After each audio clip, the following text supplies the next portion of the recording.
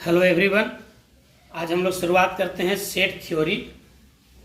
बेहद easy topic है, लेकिन इसका यूज अन्य टॉपिक में होता है, किसी दूसरे टॉपिक में होगा और उसके प्रॉब्लम को ये इंटरेस्टिंग बना देगा। तो बढ़िया से समझिएगा। सेट थ्योरी शुरुआत करते हैं। ये 11th का टॉपिक है, लेकिन किसी भी टॉपिक में इसका यूज किया जा सकता है। तो हम लोग शुरुआत करते हैं सेट थ्योरी। सबसे पहले आपको जानना चाहिए कि सेट थ्योरी के फादर माने जाते हैं जॉर्ज कैंटर। जॉर्ज कैंटर ये बिल्कुल लेटेस्ट मैथमेटिक्स है सेट थ्योरी का। जॉर्ज कैंटर का जन्म ही हुआ था 1845 में और ये 1918 में दुनिया को छोड़ दिए थे। तो आप समझ सकते हैं कि कितना लेटेस्ट मैथ का ये ब्रांच है सेट थ्योरी। इसको समझना चाहिए। यदि आप पहली बार इस चैनल से जुड़ रहे हैं तो चैनल को सब्सक्राइब कर दीजिए, वीडियो को लाइक कीजिए और दोस्तों में से शेयर भी कीजिए। शुरुआत करते हैं सेट थ्योरी। सेट थ्योरी के फादर हैं जॉर्ज कैंटर। सेट को डिफाइन कैसे करते हैं? तो सेट को डिफाइन करने के लिए दो चीज होनी चाहिए। सबसे पहले तो कलेक्शन होनी चाहिए। एक साथ कई चीजों को एक साथ रख देंगे, लेकिन कलेक्शन किसका होना चाहिए? वेल डिफाइंड थिंग्स का। वेल डिफाइंड थिंग्स से, जो अच्छे से परिभाषित है, जो पहले से परिभाषित है, उसका कलेक्शन होना चाहिए। सिर्फ कलेक्शन से नहीं होगा। जैसे मान लीजिए हम कलेक्ट कर दिया एक पेन, एक टीवी, एक मोबाइल, तो ये कलेक्शन तो है, लेकिन सेट नहीं है। क्यों नहीं है सेट? क्योंकि आप किस चीज को कलेक्ट कर रहे हैं इसकी जानकारी तो है ही नहीं। कलेक्शन होनी चाहिए, लेकिन डिफाइंड चीज का होनी चाहिए, तब वो सेट होगा। सेट का मतलब ही हुआ collection of well defined things.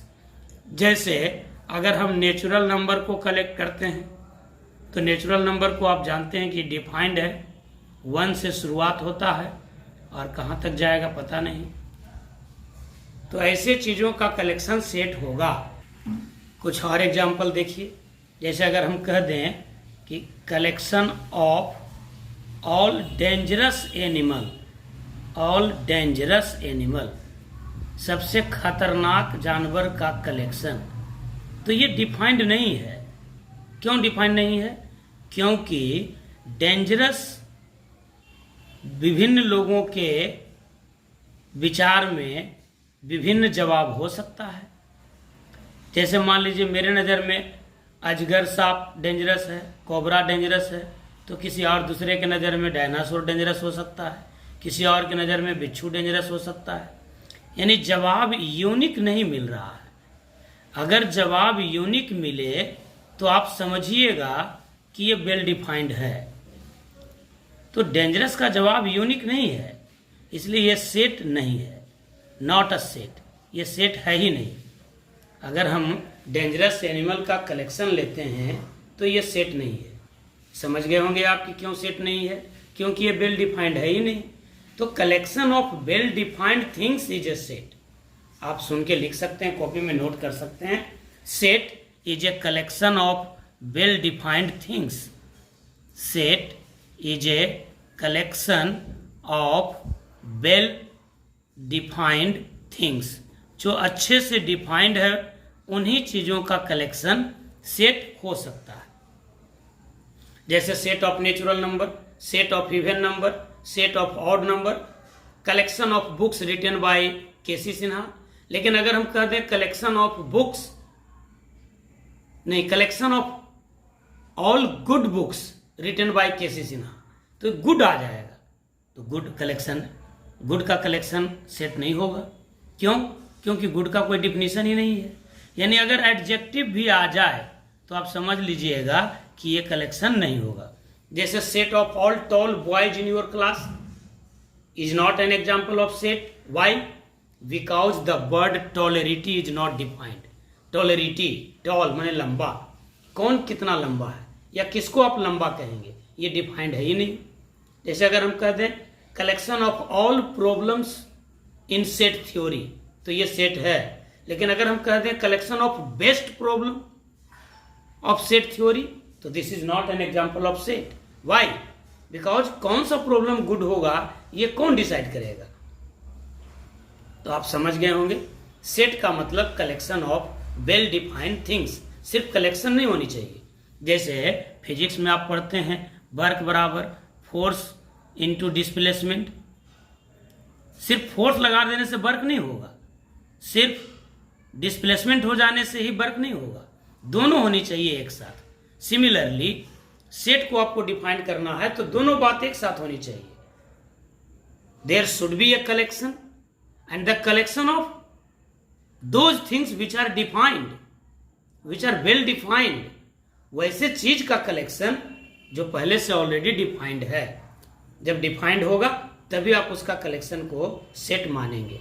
जैसे कई एक एग्जाम्पल है, जैसे हम कह दिया collection of cricket players of India, तो ये सेट है। लेकिन अगर हम कह दें collection of good players of India, तो ये सेट नहीं है, because good is not defined. सबके नज़र में अलग अलग बात हो सकता है। हम कह दें collection of all beautiful girls, this is not an example of set. Y?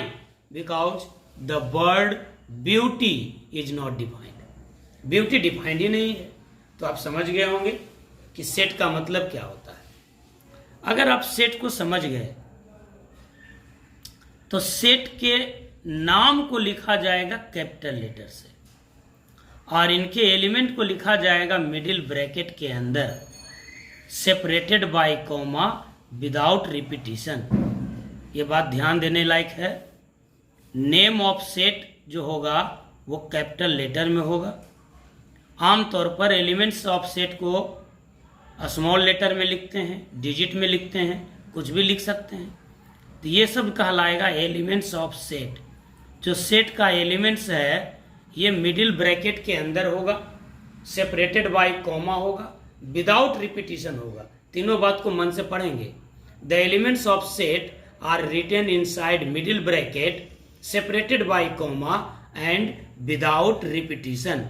ये बात बिल्कुल ध्यान देने वाली बात है कि repetition of elements in a set is not defined. Repetition जो है ये होना ही नहीं चाहिए। Repetition of element is not defined for a set. Set के लिए जो रिपीटिशन होगा एलिमेंट का वो डिफाइंड है ही नहीं। अब और आगे समझिएगा। मान लीजिए कि हम एक सेट लिखते हैं A is equals to A E I O U, ये वॉवेल है, डिफाइंड है, ये सेट है। जब सेट है तब उसके एलिमेंट और सेट से एक रिलेशन डेवलप करने के लिए सिंबल याद रखिएगा, ये बिलोंग्स टू। ये सिंबल है बिलोंग्स टू। बिलोंग्स टू का मतलब होता है का मेंबर है, का मेंबर है यानी सदस्य है। जैसे A belongs to set A, A belongs to set A, E belongs to set A, I belongs to set A, O belongs to set A, U belongs to set A। इसी के साथ एक और सिंबल होता है, या ऐसे लिख के काट देंगे। इसका मतलब होगा डज नॉट बिलोंग टू, यानी मेंबर नहीं है। जैसे B does not belong to set A, B जो है इस सेट ए का मेंबर नहीं है। अगर हम लिख दें सी तो C does not belong to set A. अगर एलिमेंट है तो बिलोंग्स टू, एलिमेंट नहीं है तो डज नॉट बिलोंग टू। किसी सेट का एलिमेंट रहेगा तो क्या लिखेंगे, बिलोंग्स टू, और नहीं है तो डज नॉट बिलोंग टू। यहाँ तक सीख गए होंगे तो हम लोग आगे बढ़ते हैं। अगर सेट सीख गए हैं तो सेट को लिखेंगे कैसे। How to write a set, how to write a set. किसी सेट को कैसे लिखा जाए, तो ध्यान दीजिएगा, there are two method to write a set. किसी सेट को लिखने का दो तरीका है। ध्यान दीजिएगा, अगर सवाल ऑब्जेक्टिव में आ जाए in how many ways can be represent a set, तो आंसर हो जाएगा 3। There are 3 ways to represent a set, but there are 2 methods to write a set. एक मेथड है टेबुलर मेथड और एक मेथड है सेट बिल्डर मेथड। जब represent करने की बारी आएगी तो एक और होता है Venn diagram, pictorial representation of set. तो रिप्रेजेंटेशन हो जाएगा 3, ये ध्यान देना है बात। In how many ways can be represent a set, तो आंसर होगा there are 3 ways to represent a set, tabular method, set builder method and Venn diagram method, that is pictorial method. लेकिन अगर सवाल आ जाए in how many ways can be write a set, तो answer होगा 2। There are 2 method to write a set, the first is tabular method. Tabular method को ही कहते हैं roster method. Roster method, tabular method या रोस्टर मेथड दोनों एक ही बात है। और दूसरा हो गया सेट बिल्डर मेथड। इसको हम एक बार फिर से क्लियर करते हैं। इन how many ways can be write a set, answer 2। In how many ways can be represent a set, answer 3। Set को लिखने का 2 तरीका, सेट को रिप्रेजेंट करने का 3 तरीका। उम्मीद है समझ गए होंगे। बढ़िया से एक बार रिवाइज कर लीजिए। फिर से हम आपको बता दें, क्या सेट थ्योरी शुरुआत किए हैं, 11th का टॉपिक है, लेकिन इसका यूज सभी चैप्टर्स में है। सेट थ्योरी के फादर माने जाएंगे जॉर्ज कैंटर। इनका जन्म हुआ था 1845 में और मृत्यु हुआ था 1918 में। 1857 में सिपाही विद्रोह हुआ था, उससे 12 साल पहले। और ये याद करने के लिए है, प्रथम विश्व युद्ध जब समाप्त हुआ था 1914 में शुरू हुआ था, 1918 में खत्म हुआ था प्रथम विश्व युद्ध, फर्स्ट वर्ल्ड वार। तो 1918 में इनकी मृत्यु हुई थी। सेट का मतलब हुआ collection of well defined things, जो अच्छे से परिभाषित है उसी का कलेक्शन सेट होगा। और उसके बाद आखिरी में हम लोग पहुंचे इस बात पर कि in how many ways can be write a set, तो there are 2 ways to write a set, the first is tabular method and the second is set builder method. लेकिन अगर रिप्रेजेंटेशन की बात आएगी तो there are 3 ways to represent a set, the third way is Venn diagram. पहला 2 method तो यही हो जाएगा, टेबुलर और सेट बिल्डर, और तीसरा हो जाएगा पिक्चोरियल रिप्रेजेंटेशन, जिसको कहेंगे सेट क्या बोलते हैं, वेन डायग्राम। अब देखिए बारी बारी से टेबुलर मेथड में कैसे लिखते हैं। टेबुलर मेथड में एलिमेंट को जो लिखते हैं वो पहले बता चुके, नाम को कैपिटल लेटर से लिख देंगे और एलिमेंट को सेपरेट कर देंगे मिडिल ब्रैकेट के अंदर, लेकिन रिपीट नहीं करेंगे। ये हो गया आपका टेबुलर मेथड। और सेट बिल्डर मेथड का मतलब क्या हुआ? सेट बिल्डर मेथड का मतलब हुआ कि एलिमेंट को सेपरेट नहीं करेंगे। एलिमेंट जो होगा वो वेरिएबल के टर्म में होगा। एलिमेंट्स को आप किसी चर राशि से रिप्रेजेंट करेंगे, वेरिएबल से, और डिफाइंड फॉर्म में होगा, डिफिनीशन के रूप में होगा। जैसे हम लिख दिया एक set A is equals to x such that x belongs to real number and x square plus x plus 1 बराबर 0। यानी इस इक्वेशन को सेटिस्फाई करने वाला एक्स का वह वैल्यू जो रियल है, ये हुआ सेट बिल्डर मेथड। इसको अगर आप टेबुलर मेथड में लिखना चाहें तो इस इक्वेशन को सोल्व कर लीजिएगा, x square plus x plus 1 बराबर 0। तो ये एक क्वाड्रेटिक इक्वेशन है जिसमें ए भी 1 है, बी भी 1 है, सी भी 1 है। तो इसका हम पहले निकाल लेंगे डी बराबर होगा बी स्क्वायर माइनस 4ac, यानी 1 का स्क्वायर माइनस 4 इंटू ए भी 1 है, सी भी 1 है, यानी -3 हो गया। तो डी लेस देन 0 हो गया। और आप 10th क्लास में पढ़े होइएगा कि जब डी लेस देन 0 हो जाए तो नॉट रियल होता है, यानी इसका जो रूट्स है वो रियल नहीं होगा, नो रियल रूट्स होगा, यानी इसमें एक भी एलिमेंट नहीं हुआ। आगे चल के बताएंगे टाइप्स ऑफ सेट में इसको कहते हैं एम्प्टी सेट, आगे पढ़ाएंगे। एक बार फिर से देखिए, सेट को लिखने का 2 तरीका है। एक टेबुलर मेथड, दूसरा है set builder method. Tabular method में हम एलिमेंट को लिखते हैं सेपरेट करके मिडिल ब्रैकेट के अंदर और सेपरेट कर देते हैं कॉमा से। लेकिन यह बात ध्यान रहे कि एलिमेंट का रिपीटिशन नहीं होगा। Repetition of element in a set is not defined. किसी भी कीमत पर एलिमेंट का रिपीटिशन सेट में डिफाइंड है ही नहीं। और सेट बिल्डर मेथड में क्या करेंगे भाई, तो एलिमेंट को लिखेंगे वेरिएबल के फॉर्म में और डिफिनीशन के तौर पर। इसको पढ़ते हैं कैसे, x such that x such that x belongs to real number. इस प्रकार से सेट को लिखते हैं। अब हम लोग पढ़ते हैं टाइप्स ऑफ सेट। तो टाइप्स ऑफ सेट को देखिए जल्दी जल्दी में।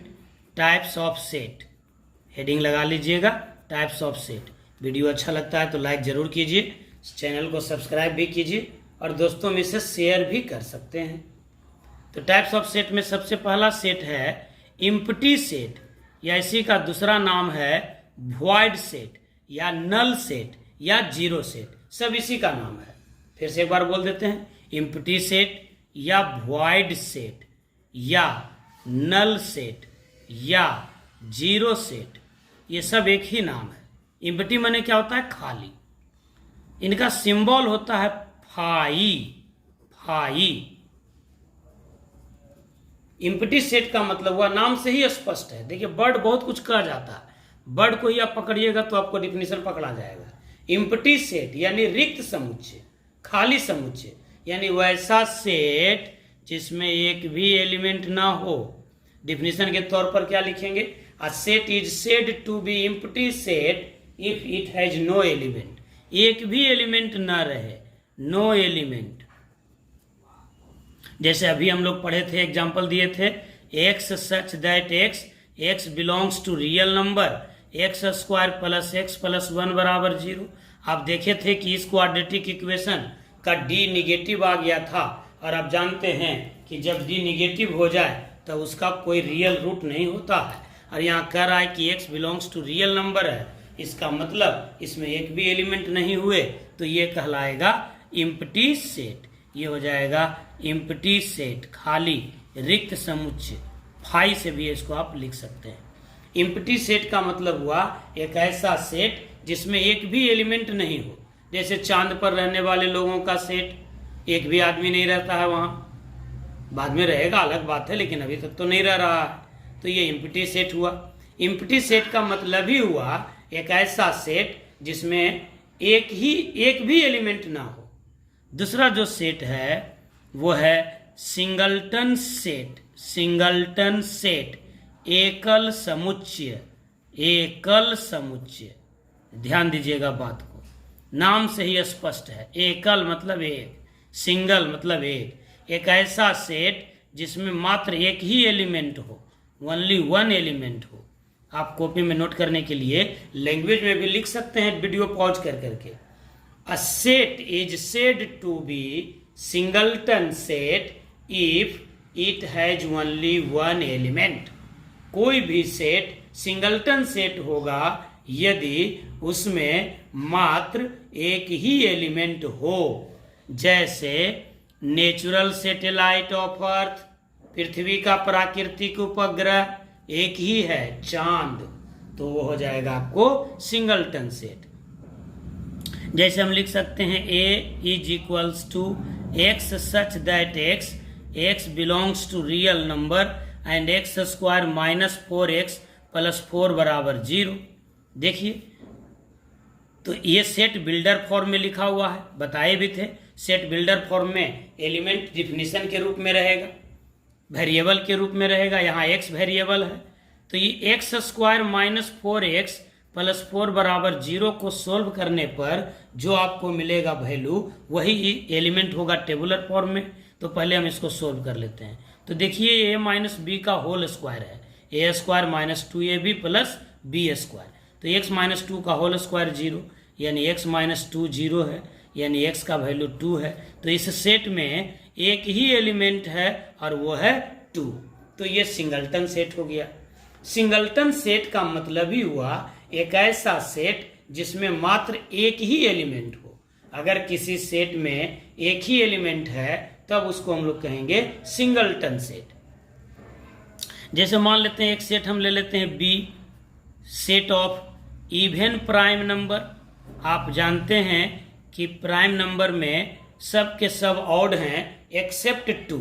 एक ही एलिमेंट है 2 जो प्राइम नंबर है और इवन भी है, तो set of even prime number is an example of singleton set. Singleton set का मतलब हुआ एकल समुच्चय, वैसा समुच्चय, वैसा सेट जिसमें मात्र एक ही एलिमेंट हो।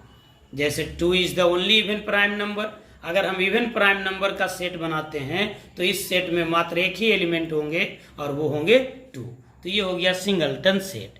तीसरा है पेयर सेट।